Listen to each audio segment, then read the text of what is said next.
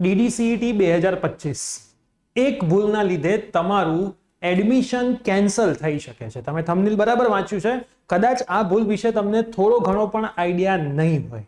આજના આ વિડીયોની અંદર હું તમને નાની મોટી એવી 2-3 વાતો કહેવાનો છું કે જો તમે પણ આ ભૂલ કરી દીધી તો DDCET 2025 ની અંદર જો તમે ટોપ 10 ની અંદર પણ કદાચ હશો તો એ તમારું એડમિશન નહીં થાય. યસ દોસ્તો, મારું નામ છે પ્રિયેશ પટેલ. આપ સર્વેનું બહુ બહુ હાર્દિક સ્વાગત છે પ્રિયેશ વિદ્યાપીઠ પ્લેટફોર્મની ઉપર.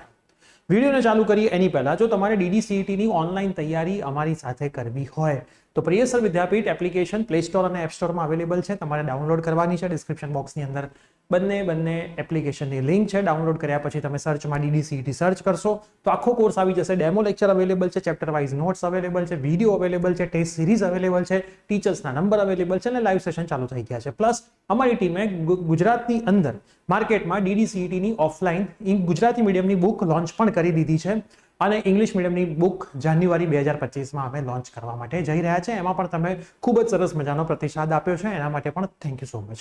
કોર્સ વિશે વધારે માહિતી માટે ડિસ્ક્રિપ્શનમાં અમારો નંબર છે, તમે અમારો કોન્ટેક્ટ કરી શકો છો. હવે વાત આવે એવી તો કઈ મિસ્ટેક. હવે તમે એક વસ્તુ સમજો, કદાચ તમે હાલ 5th અને 6th સેમિસ્ટરની તૈયારી કરતા હશો. 5th અને 6th સેમિસ્ટરના માર્ક ક્યાંય એડમિશનમાં કાઉન્ટ થતા નથી. ઓનલી DDCET ના જ કાઉન્ટ થાય છે. માર્કેટમાં એવી અફવાઓ પણ છે, નિયમ બદલાઈ જવાનો છે. 50% 5th 6th સેમના, 50% DDCET ના. એ એવા લોકો અફવાઓ ફેલાવી રહ્યા છે જેમની 5th અને 6th સેમિસ્ટરના ઓનલાઈન અથવા તો ઓફલાઈન ક્લાસીસ ચાલી રહ્યા છે. જો તમે 5th અને 6th એમના ક્લાસીસમાં નહીં જાઓ તો એમની રેવન્યુ બંધ થઈ જશે. પણ હકીકત એ છે કે DDCET 2025ના માર્ક ઉપરથી જ તમારું એડમિશન થવાનું છે ને 100% માર્ક ઉપરથી જ થવાનું છે. એવું નથી કે ભાઈ 50% આના ને 50% આના. આ પહેલી મોસ્ટ ઇમ્પોર્ટન્ટ વસ્તુ. સિલેબસ ક્યાંય બદલાવાનો નથી, એટલે એવા પણ ભ્રમમાં ના રહેતા કે સિલેબસ હવે ચેન્જ થવાનો છે. જે સિલેબસ છે એ જ કન્ટિન્યુઅસ લાઈફ ટાઈમ હવે ચાલતો રહેશે, જ્યાં સુધી નવું કોઈ સર્ક્યુલર 5-6 વર્ષમાં આવતું નથી ત્યાં સુધી. બીજી મોસ્ટ ઇમ્પોર્ટન્ટ વસ્તુ, માની લો કે તમે DDCET ની અંદર ટોપ 10 ની અંદર આવ્યા, પણ 6થા સેમિસ્ટરની અંદર અથવા તો 5મા સેમિસ્ટરની અંદર તમારી કોઈ એટીકેટી બાકી છે. 5માને હાલ ભૂલી જઈએ, 6થામાં તમારી કોઈ એક સબ્જેક્ટમાં એટીકેટી આવી, તમે રીએસેસમેન્ટમાં એપ્લાય કર્યું તો પણ એ રહી. માન લો 1 થી 5માં આવી જ નથી પણ 6થામાં આવી ગઈ, તો તમારું DDCET નું ટોપ 10 વાળું રિઝલ્ટ ફાડીને ફેંકી દેવાનું. ટોપ 10 વાળું રિઝલ્ટ તમારે ફાડીને ફેંકી દેવાનું, કોઈ કામનું નહીં. તો એનો મતલબ 5th અને 6th સેમિસ્ટર તો તમારા ક્લિયર હોવા જ જોઈએ. 1 થી 4 સેમિસ્ટર પણ તમારા ક્લિયર હોવા જોઈએ, તો જ DDCET 2025ના રિઝલ્ટનો ફાયદો થશે. બીજી વસ્તુ, DDCET 2025ની એક્ઝામિનેશન વખતે તમે 6થા સેમની એક્ઝામ આપી હશે. ફર્સ્ટ, સેકન્ડ અને થર્ડની એટીકેટીની જો કોઈ તમારી એક્ઝામ બાકી હોય તો એ બહુ લેટ આવે. ત્યાં સુધીમાં એડમિશન પ્રોસેસ ચાલુ થઈ જાય. જો તમારું રિઝલ્ટ ના આવે તો રાઉન્ડ 1 પૂરો થઈ જાય, અને જો રાઉન્ડ 1 પૂરો થઈ જાય તો સારી કોલેજની અંદર સીટ પણ ભરાઈ જાય. બરાબર. તો આ ખાસ વસ્તુનું ધ્યાન રાખજો કે આગળના જો તમારા કોઈ એટીકેટી છે એને તો તમારે ખાસ પહેલા જ તકે ક્લિયર હવે કરી નાખવાની છે, બાકી રાખવાની નથી. તો એનો મતલબ સિમ્પલ ભાષામાં કહી દઉં કે હવે તમારી જે પણ એક્ઝામ આવે છે એ એક્ઝામમાં એ સબ્જેક્ટને ક્લિયર કરી નાખો તો 6થા સેમિસ્ટરમાં એ સબ્જેક્ટને સાથે લઈને ચાલવું ના પડે. જ્યારે પણ તમે 6થા સેમિસ્ટરમાં એન્ટ્રી મારો છો ત્યારે ફક્ત 6થા સેમિસ્ટરના જેટલા પણ તમારા સબ્જેક્ટ છે એટલા જ સબ્જેક્ટ્સની તમારે એક્ઝામ આપવાની થાય. એના સિવાય 1 થી 5માં કશું બાકી હોવું જોઈએ નહીં.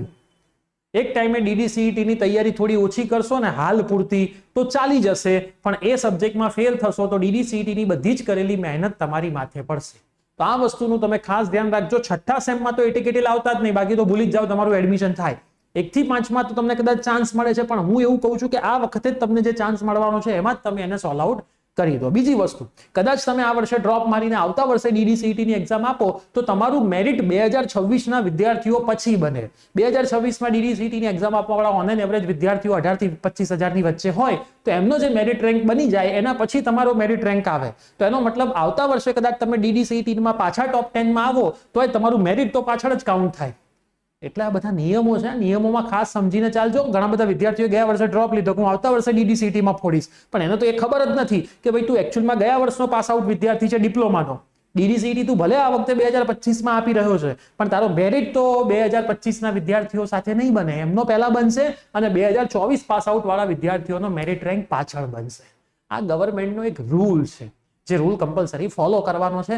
એટલા માટે હું તમને કહું છું, જેટલા પણ વિદ્યાર્થીઓ હાલ ડિપ્લોમામાં 5th સેમિસ્ટરમાં છે એ તમામ વિદ્યાર્થીઓ 5th અને 6th ને બેલેન્સ કરતા જાઓ અને સાથે DDCET ની થોડીક તૈયારી પણ કરતા જાઓ, એટલે છેલ્લે ક્યાંય તકલીફ ના પડે. ડિપ્લોમા પણ શાંતિથી પૂરું થઈ જાય અને DDCET પણ સરસ રીતે થાય.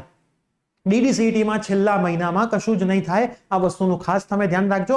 ઘણા લોકો હશે મેં છેલ્લા મહિનામાં તૈયારી કરીને આટલા રેન્ક લાવ્યો, હું આટલા રેન્ક લાવ્યો, પણ એ બધી વાતો ખોટી. જ્યારે રેન્ક આવી જાય ને ત્યારે એ વ્યક્તિ એવું જ કહે કે મેં આગલા દિવસે ક્રિકેટ મેચ જ જોઈ હતી. પણ તમને તમારી કેપેસિટીની ખબર છે, તમે કેટલા ટાઈમમાં કેટલી તૈયારી કરી શકો છો એ તમને તમારી ખબર છે. તો એ મુજબ તમે તમારી તૈયારી ચાલુ કરી દેજો. કોર્સમાં જોડાવવું હોય તો ડિસ્ક્રિપ્શનમાં કોર્સની લિંક છે. ફક્ત 1000 રૂપિયામાં 4 સબ્જેક્ટ છે. સરસ મજાની વિદ્યાર્થીઓ તૈયારી કરી રહ્યા છે. અને ઇંગ્લિશ મીડિયમના જે વિદ્યાર્થીઓ છે એમના માટે તો બુક માર્કેટમાં 2025માં લોન્ચ થઈ જ જવાની છે. ગુજરાતી મીડિયમના વિદ્યાર્થીઓ માટે માર્કેટમાં બુક આવી ગઈ છે. ત્યાં સુધી ઇંગ્લિશ મીડિયમના વિદ્યાર્થીઓ ઇંગ્લિશ તો એમાંથી કરી જ શકે છે અને મેથ્સ કરી શકે છે. તકલીફ ફિઝિક્સ, કેમિસ્ટ્રી અને કોમ્પ્યુટરમાં તમને પડે એ તમને ઇંગ્લિશ મીડિયમની બુક આવશે, એમાંથી તમારું કામ થઈ જશે. અને જો તમે કોર્સ બાય કરેલો છે તો બુકની તમે એક્સ્ટ્રા તમે પ્રેક્ટિસ માટે રાખો છો તો એ સારામાં સારી વસ્તુ છે. બાકી કોઈ એકવી રિક્વાયરમેન્ટ નથી, પણ બુકની અંદર તમને MCQ બહુ બધા મળશે, જેથી તમે પ્રેક્ટિસ વધારાની બુકથી કરી શકશો. એ બુકનો તમને બેનિફિટ છે. પ્લસ જે અમે થિયરી લેક્ચર્સમાં ભણાવી છે, થિયરી તમારે લખવી ના પડે એટલા માટે મટીરિયલ પ્રોવાઈડ કર્યું છે. તો ઓફલાઈન મટીરિયલ તમને એના માટે પણ કામ આવી શકે. તમે સરસ મજાની તૈયારી એમાંથી કરી શકો. ખર્ચો બહુ મોટો નથી, નાનકડો છે, પણ એ તમારી પ્રાઇવેટની ફીસ બચાવી શકે એમ છે. TFWS માં એડમિશન લેવડાવી શકે એમ છે અને આગળ જતા તમને સારી એવી સેલરી વાળી જોબ પણ અપાવી શકે એમ છે. તો આ વિડીયો તમારા તમામ મિત્રોને શેર કરી દેજો. ખાસ તમે આ ભૂલ ના કરતા, નહીતર તમને પણ પસ્તાવાનો વારો આવશે. જો ચેનલ પર નવા હોય તો સબસ્ક્રાઇબ કરી દેજો. DDCET 2025ના વોટ્સઅપ ગ્રુપ ઓલરેડી બનેલા છે. એક પણ વોટ્સઅપ ગ્રુપમાં જોડાયા ના હોય તો ડિસ્ક્રિપ્શનમાં વોટ્સઅપ ગ્રુપની લિંક પણ છે. ગ્રુપમાં જોડાયેલા રહેજો. બધી જ માહિતી તમને ઘરે બેઠા ફ્રી ઓફ કોસ્ટ મળતી રહેશે. Bye, take care.